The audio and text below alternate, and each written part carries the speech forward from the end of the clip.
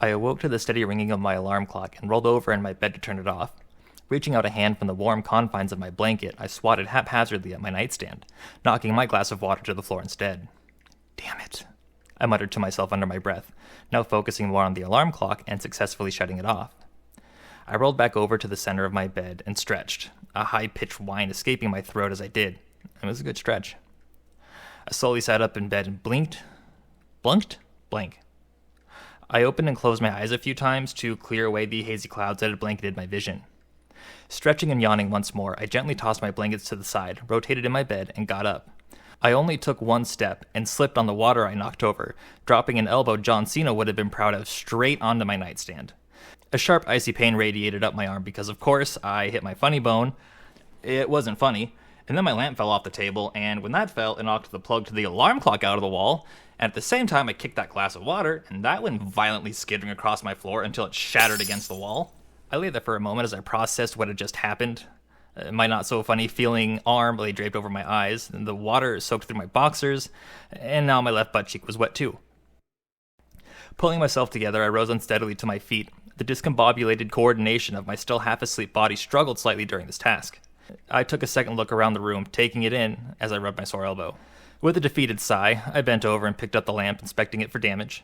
Everything looked good to me. I set the lamp on the nightstand, then leaned back down and plugged in the alarm clock. I set it back up on the nightstand too.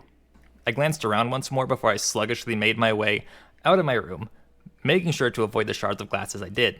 I headed straight down the hallway towards the bathroom to do my business and take a shower. I entered the bathroom and lightly pulled the door shut behind me. I didn't have any roommates, but I've always had this bad habit of sneaking around. I often got accused of scaring people. I'd show up right behind you and Anyway, I stripped down, turned on the shower to preheat it, and then I took my rightful place upon my porcelain throne. Honestly, it was more like a plastic lawn chair, but potato, tomato. Once I finished my business, I stepped into the shower. I had to adjust it a little bit because it was just a little too hot. Made it perfect. I stood with my back to the shower head, water running over my shoulders, down my chest. I rolled my head side to side, getting satisfying little pops as I did. I leaned forward, bracing my hands on the wall and hanging my head. I started thinking about this girl from work, Phyllis. Now let me tell you, she was beautiful. She had the best personality. She had an intoxicating smile. And she had a perfect body. And you know what? I'm going to tell you, at this point, I was really thinking about her body. My mind began to wander a little bit, and here's a play-by-play. I let my thoughts run rampant as I pondered her form. I slowly slid my hand down my chest, past my waist, and gently began to massage my kneecaps, going faster and faster as my eyes slid shut. It just wasn't enough. Hesitantly, almost gingerly, I spat on my thumb and I ran that down the small of my back. Then I played the guitar as fast as I could. Harder, faster, I thought. The steam of the shower was now a thick fog that clung greedily to my skin. Sweat and dew dripped from my body. My breath became labored. My body tensed, harder, faster. I kept going until I couldn't hold it in anymore. And finally, I had read the Bible. I continued my shower and finished rinsing the rest of the soap off my body, turned the faucets off and stepped out of the shower. I grabbed my towel and dried off my face, hair, and the rest of my body. Fanned my hand back and forth to clear away the misty murk that my shower had created.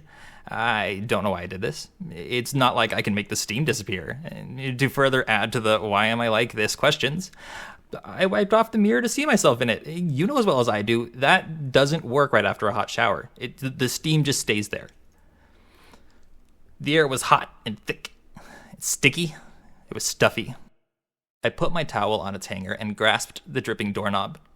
With a sudden bolt of energy that tickled my frontal lobe, I threw open the door with way too much gusto and yelled a long, drawn-out "Rah!"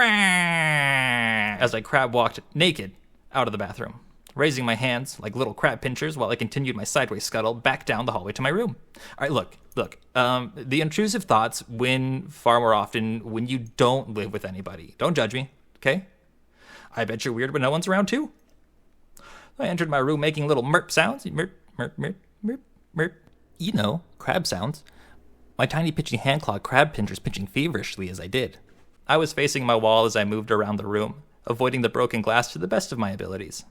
I crab walked all the way around to my dresser before finally assuming the upright position millions of years of evolution had bestowed upon me. Sighing dramatically, I flopped over at the waist and began to grab various articles of clothing from the drawers. When suddenly from behind me, someone loudly exclaimed through barely contained laughter, "What the actual fuck was that?" Now, let me tell you, if I hadn't shit before my shower, I would have evacuated my bowels with enough force to equal that of a rocket launching right there in my bedroom. I shrieked a very manly, strong, high-pitched shriek, diving onto my dresser and hitting the wall as I did. They saw it all. They heard it all. They knew too much. I had to kill them. With all the grace of a paraplegic turtle, I gracefully rolled off my dresser and landed on my head and shoulders, just as intended.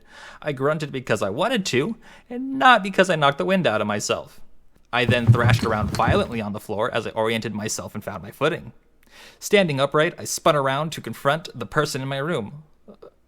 Only it wasn't a person. A tiny figure fluttered there like a dragonfly in late summer in the middle of my room. I blunk hard, hoping it was a leftover soap bubble from my shower. Nope. I blonked again. Still there. It's very real. A little chubby winged man was right there, hovering over my bed. Pint-sized guy was no bigger than my phone.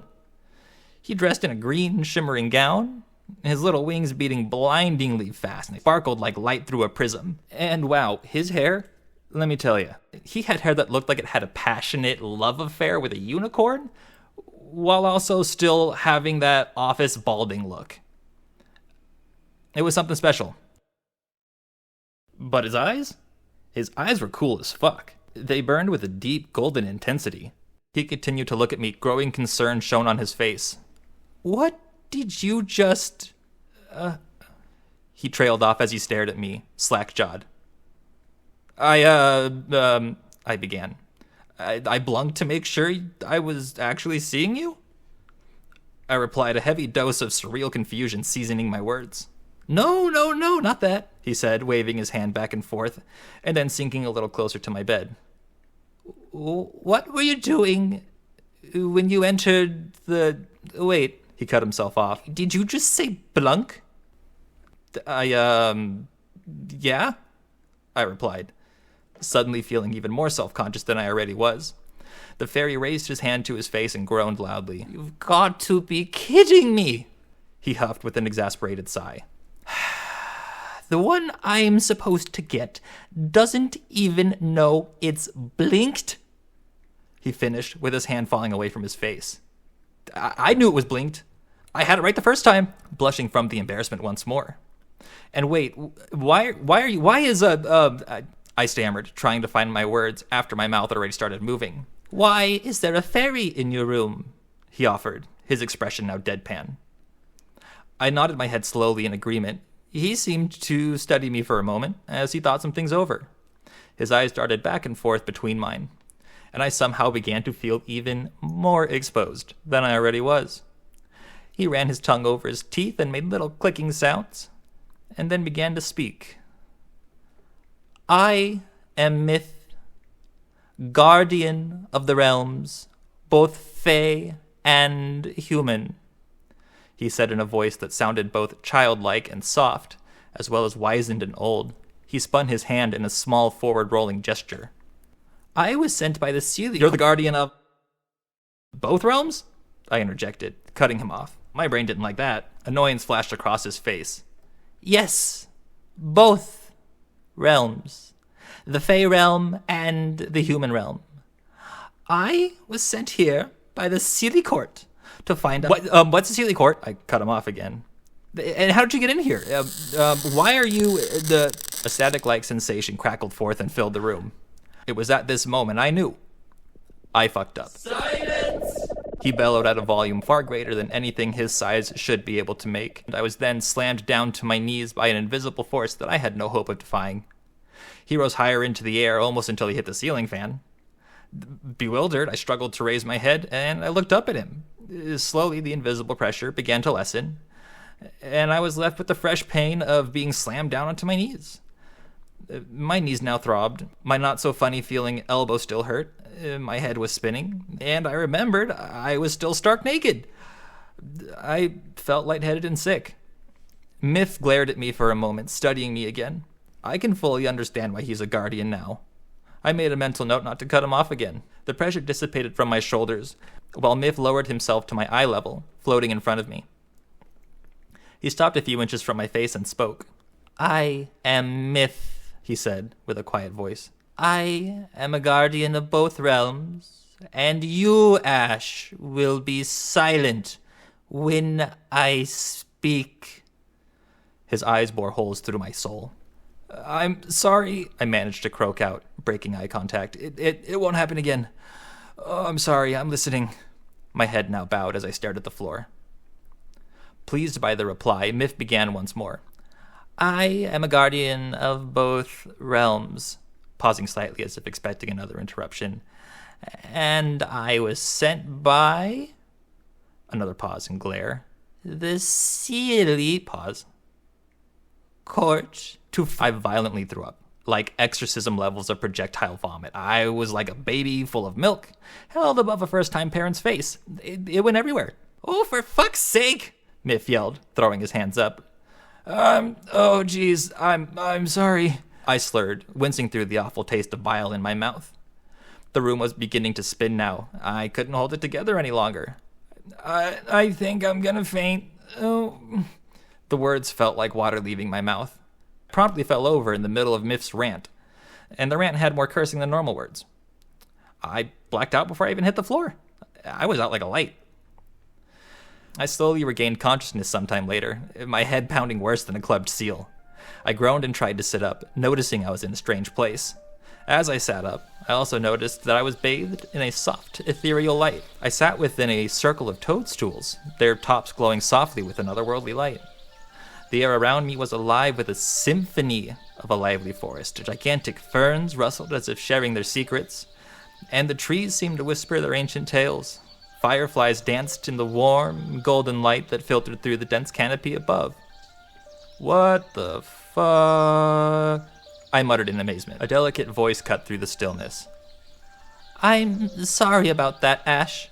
I didn't mean to knock you out, but you were being annoying." Blinking, I turned my head to see Myth perched on a mushroom-like stool nearby. His expression seemed to dance between regret and amusement. I mustered a weak smile. I thought you were trying to kill me, honestly." Myth's wings quivered as he arose and floated closer, his eyes filled with contrition. "I really didn't mean for it to come to that, Ash. I was sent by the Seelie Court to find a hunter, and it hasn't gone well so far." Landing on the mushroom next to me, he continued. "When I used my magic to make you submit, I guess I sent all the blood to your legs. I forgot how weak you humans are." He was avoiding eye contact now. "And you passed out from that. He let his voice trail off, inviting me to continue the conversation. I stared at the little guy for a moment. He really reminded me of a child who got caught doing something wrong and was now trying to put on a tough act. But the regret was written all over his face. Wait, what? He said he's trying to recruit a hunter. What do you mean by recruiting a hunter? My brow furrowed, and I adjusted myself to fully face him. And also, where the fuck are we? Swiftly rising from his seat, Myth whisked into the air and began to fly around the clearing. "I'll answer your questions, one at a time," he mused. He was incredibly nimble for being such a stout little winged potato. "First off," he started, "we are in the land of FAE. This is the realm that borders your own. This is a realm of nature and spirits, Ash. Riddles and rules, light and dark." Myth flew straight up into the sky, and then let his body fall limply back down towards the earth. He stopped himself at the last moment. "As for talk of hunters, that will take more detail." I silently regarded him, waiting for him to continue as he rose back up. "Where do I even start?" He pondered his options for a moment as he slowed down to hover next to me. "Are you aware of cryptids?" "Well, sure," I replied. reflexively rubbing the back of my neck. You mean things like creatures from folklore, right? I adjusted myself to get more comfortable. My butt hurt. He nodded in agreement. Can you tell me one that you know of? I suddenly felt very on the spot. Glancing sheepishly down, I began to question my own knowledge. I'll just go for one of the big ones. A Windingus. Oh, fuck. It's not a test, Miff exclaimed, laughing softly at my sudden panic. You know about Wendigos, he said, enunciating each individual syllable. And skinwalkers? And the chupacabra, right? Bigfoot?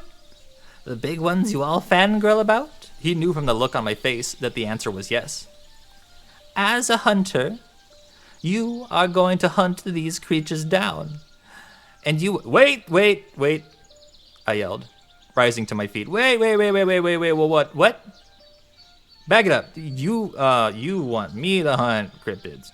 My disbelieving shock clearly bled through my voice. But there's no way. They're not actually real. Miff scoffed at me, the little dickhead, squinting through the sun in his eyes. He made a point. You're arguing with a fairy in an enchanted forest, in the realm of the FAE, and the first thing you've seriously questioned is the existence of something in your world. He had a good point. You have a good point, I said. Carry on, returning to my toadstool stool. Miff chuckled again and began to settle down once more, putting the sun to his side this time. A soft breeze rustled the trees around us. Something as simple as cryptids wouldn't be enough to call for interference from the FAE. However, apprehension was clear in his voice. I sat still, focused intently on his words. The reason we need you and people like you is because these cryptids are, once again making that rolling motion with his hand, as if trying to lure out the rest of his thought. Cryptids are finding a way to eat the FAE. They're becoming fusions of lore and magic, he managed. Taking a pause and then a deep breath, he continued. We've come to call them FAE SCORN, the amalgamation of nightmare and flesh, cryptid and FAE. I listened to Miff as he went on to explain some things he's seen, and some hybrids he knew of. I was so enraptured with his stories that I had almost forgotten what he wanted me to do in the first place. Hey, Miff? I cautiously said, raising my hand in an apologetic gesture for cutting him off, yet again, the woozy fear of earlier not forgotten. Swallowing my inner bees, I pressed on. I don't have any power. I don't have any special skills aside from my ability to crab walk well enough to fool my cat. I'm not brave or heroic. There's no way you have the right guy, right? I was starting to hurt my own feelings. Miff quietly listened. I mean, if you're assembling the A-Team, the Avengers of the FAE, you need someone far better than me. I hung my head low. I'd intertwined my fingers. Tears began to well in my eyes. I really wasn't much when it came to the big picture, was I? In the face of a cryptid, I would be useless. I don't think... Miff slapped the shit out of me, like, hard. With one little flick of his tiny arm, I was sent flying off my toadstool stool in an arcing corkscrew. I realized, as I was spinning towards the ground like a torpedo, that I was still naked. It was like doing a helicopter, but way more complicated and horizontal. I landed about 10 feet away from my starting position. Thankfully, my face broke the fall. I opened my eyes as I slid across the grass, getting a whole new look at my toes thanks to the scorpion pose I was now in. I stopped my slip and slide adventure in a heap a few feet later. I lay still briefly, a weird flood of euphoria devouring my pain. My fingers instinctively brushed against the dew-kissed grass. The moisture clung to my skin like delicate droplets of the morning mist. It was as if the earth itself was sharing its secrets with me, inviting me to be part of this timeless dance of life and renewal. Lying in the sun-dappled field, I felt connected to the earth in a way I'd never experienced. The dreamy sensations of dewy grass on my face were a reminder that nature's beauty was not something to behold, but something to be immersed in. a source of endless wonder. I felt like the silver lining of a lofty cloud. I felt like I was soaring. I gradually teetered back up to my feet, and then I felt all, wibbly wobbly. I felt wrong. Something I was seeing wasn't right. What was it? The dreaminess made it hard to pinpoint. I closed my eyes, focusing on my breathing until the haziness began to clear away. And then I opened my eyes. I knew what it was right away. My head was wrong, like it was backwards. I was staring at my own butt. It didn't look that bad, honestly. But oh fuck, Miff broke my neck. Miff! I screamed in a manly, high-pitched, warbly voice. Huh? The sound was involuntary, and I began flapping my arms like a baby bird kicked from its nest. I sounded like a gargoyle in heat. I think. I guess that's what they sound like. I don't know. I've never actually heard one before. Anyway. Ah! Oh my! Miff mirrored my screams and rushed to my side. Oh God! I screamed again. Miff, oh my God! Oh, what the fuck? I screamed while I tried to figure out how to turn my body with this new perspective. And if I walked forward, I went backwards from my perspective. But if I tried to walk backwards, my legs also felt like they were on the wrong side. My brain didn't know how to process it. I couldn't figure it out. I settled for an unsteady shaking and stumbling, since that seemed to turn me well enough. I was trying to find Miff again. Miff! Miff! I yelled his name once more. The dappled clearing that was once a shining example of serenity now brought me a feeling of fear. The soft sunlight no longer felt like it was nurturing my soul. Now it felt like the sun wanted to blind me. It was hard to breathe through my twisted neck. Each step rocked my world back and forth. At this point, I was utterly terrified. But all's well that ends well. Miff shot out of the forest at blinding speeds, just barely registering as something perceptible in the corner of my vision. He flew to where I wobbled and stopped in front of my nose. I must have looked like a wreck, head upside down, ugly crying that made me drool. The drool right into my nose, over my eyes, through my hair. I felt disgusting. You look disgusting. Oh, no shit, you pompous mosquito. You broke my fucking neck. I yelled and flailed my arms once more. But I stopped because it made my head bounce around, and that was no bueno. It was then that I noticed Miff was glowing green and yellow. He was radiating a buzzing energy that tickled the back of my eyeballs, gave my ears an erection. It's hard to explain. Have you ever Q-tipped your ears and hit it just right? Yeah? Well, it's like that, but better, somehow. Miff's face of disgust dissolved into a stoic, deadpan, resting bitch-ass bitch face. Has it not occurred to you yet that something outside of your understanding is happening? He questioned me flatly. Of course it has, I ugly cried. You broke my neck. I'm looking at my own butt crack. Slimy, drooly, snooty tears covered my face. Miff did his shitty little shit-eating shit-face chuckle, and then asked me a very obvious question, actually. Why aren't you dead, Ash? One of his eyebrows were raised quizzically. Actually, I was at a total loss for words. Why wasn't I dead?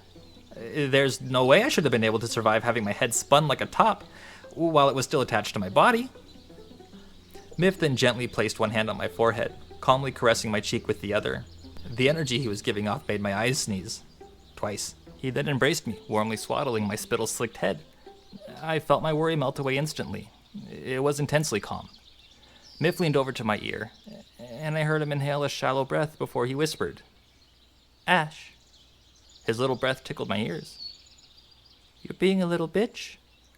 He then counter-broke my neck. Unbroke it? He threw my chin like the baseball your dad never threw for you. My scream of surprise came out like a turkey gobble as my head snapped back into place.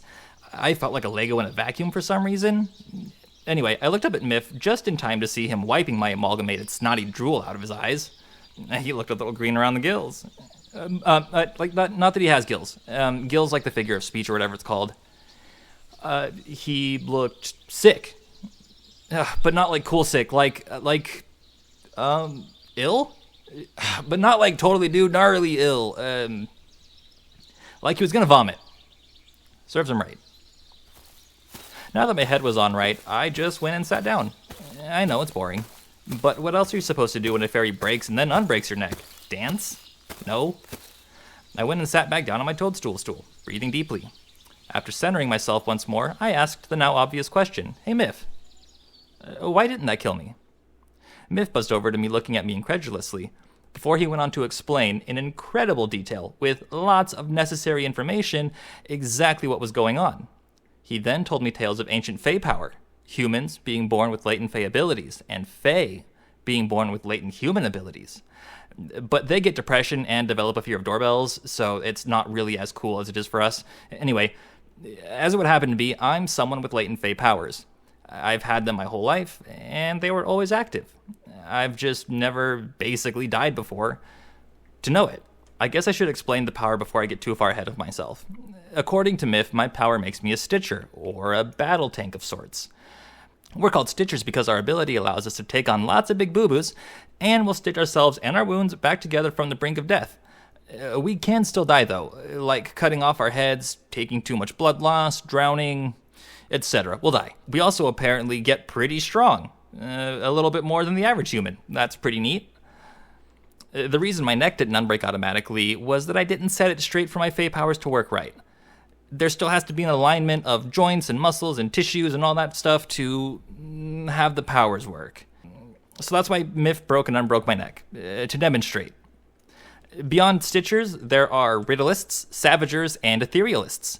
I'll get more into detail about these guys in the future, but for now, I think that'll be it. Okay, bye! I headed straight down the hallway toward the bathroom. I headed straight down the bathroom. my tiny pinchy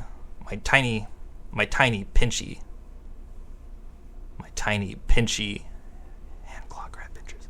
My tiny pinchy hand claw crab pinchers pinching feverishly. My tiny pinchy hand claw crab. My tiny claw crab pinchers. My tiny... Silence! He bellowed in a Silence! Silence! My head pounding worse than I slowly regained consciousness sometime later, my head pounding worse than a clubbed seal. I groaned. It's not a test. It's not a test, asshole. It's not a test, asshole. Asshole. It's not a test.